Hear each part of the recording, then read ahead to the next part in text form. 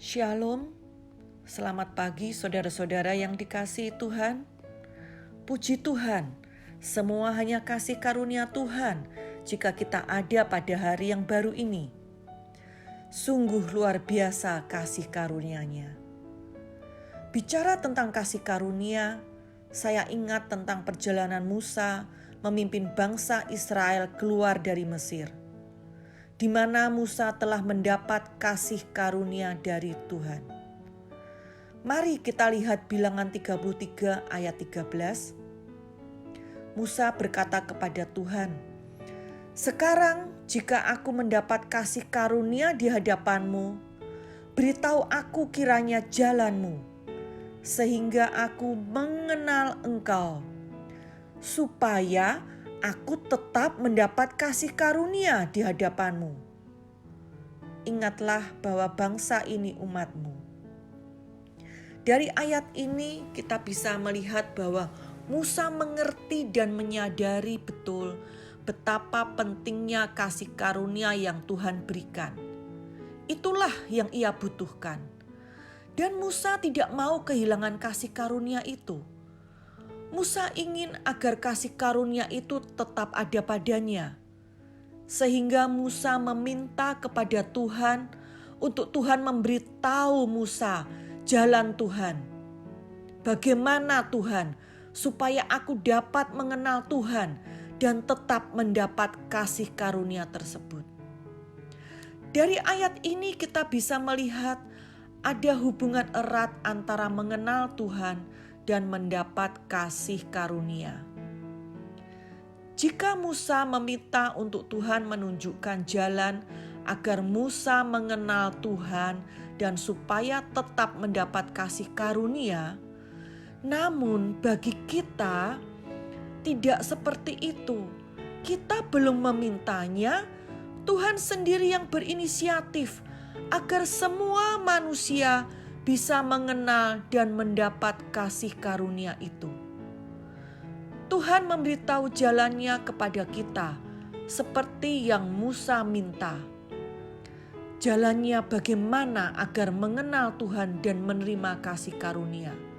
Firman Tuhan mengatakan di Yohanes 3 ayat 16. Barang siapa percaya kepadanya, yaitu percaya kepada Yesus, ia tidak binasa, melainkan beroleh hidup yang kekal. Apa itu hidup yang kekal? Yohanes 17 ayat 3 firman Tuhan mengatakan, inilah hidup yang kekal itu. Kita mengenal Tuhan satu-satunya Allah yang benar dan mengenal Yesus Kristus yang telah Engkau utus.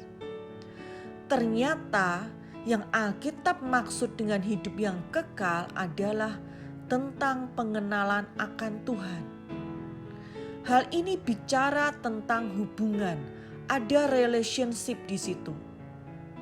Dengan percaya kepada Yesus, maka membawa kita mengenal Tuhan dan mengenal Yesus Kristus. Apa yang Musa minta ke Tuhan agar mengenal Tuhan, Tuhan memberikan jalannya kepada kita.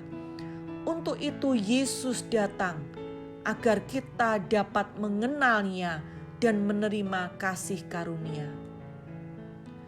2 Petrus 1 ayat 2 firman Tuhan mengatakan, kasih karunia dan damai sejahtera melimpahi kamu oleh pengenalan akan Allah dan akan Yesus Tuhan kita.